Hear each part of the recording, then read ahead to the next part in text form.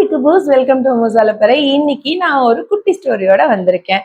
அதே தாங்க you can win புக்ல இருந்து ஒரு குட்டி ஸ்டோரியோட வந்திருக்கேன். ஸ்டோரிக்குள்ள போலாமா? வாங்க போலாம். ஓகே, இந்த ஸ்டோரியில நம்ம கிட்ட 2 கேரக்டர்ஸ் இருக்காங்க. ஒருத்தர் ஜான், இன்னொருத்தர் பில். ஜான்ங்கிறவரு ஒரு 5 வருஷமா ஒரு கம்பெனியில உட்கட்டரா வேலை பார்த்துட்டு இருக்காருங்க.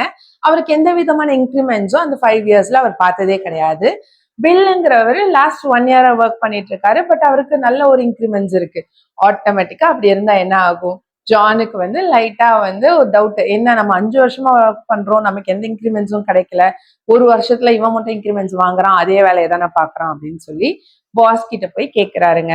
பாஸ் என்ன சொல்றாரு அப்படின்னா, நான் இந்த கம்பெனி ரிசல்ட் ஓரியன்ட் கம்பெனியா தான் ரன் பண்ணிட்டு இருக்கேன். நீங்க 5 வருஷமா வெட்டின மரத்தை தான் வெட்டிட்டு இருக்கீங்க. சோ எந்த ஒரு டிஃபரன்ஸும் இல்லாததுனாலதான் உங்களுக்கு எந்த விதமான ஹைக்கும் இல்லை அப்படின்னு சொல்றாரு.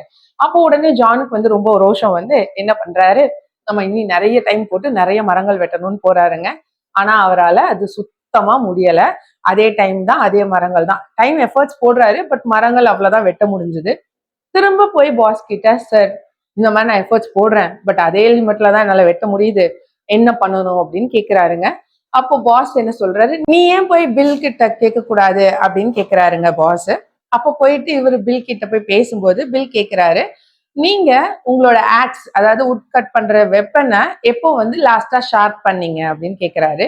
பிளஸ் அவரோட ரொட்டீனும் சொல்றாருங்க. 5 மினிட்ஸ் நான் ஒர்க் பண்ணா 2 மினிட்ஸ் ஒரு பிரேக் எடுத்து என்னோட ஆக்ஸை நான் ஷார்ப் பண்ணிட்டு தான் அடுத்து நான் மரத்தை வெட்ட ஆரம்பிப்பேன். அதனாலதான் என்னால இவ்வளவு ரிசல்ட் ஓரியன்டா ஒர்க் பண்ண முடியுது. அப்போ அந்த குவெஸ்டின் பயங்கரமா ஹிட் பண்ணுது ஜானை. ஜான் ரொம்ப யோசிக்கிறாரு. அவரோட கன்சிஸ்டன்சியை அவர் மறந்துட்டாரு. அவரோட எஃபர்ட்ஸ், அதாவது ஹார்ட் ஒர்க்கை விட ஸ்மார்ட் ஒர்க் தான் ரொம்ப இம்பார்ட்டன்ட். இந்த மாரல் என்ன அப்படின்னு பாத்தீங்கன்னா, நம்ம எவ்வளவு கன்சிஸ்டன்டா ஒரு விஷயத்த பண்ணிட்டே இருக்கோம் அப்படிங்கறத பொறுத்து தாங்க நம்மளோட ரிசல்ட்ஸும்.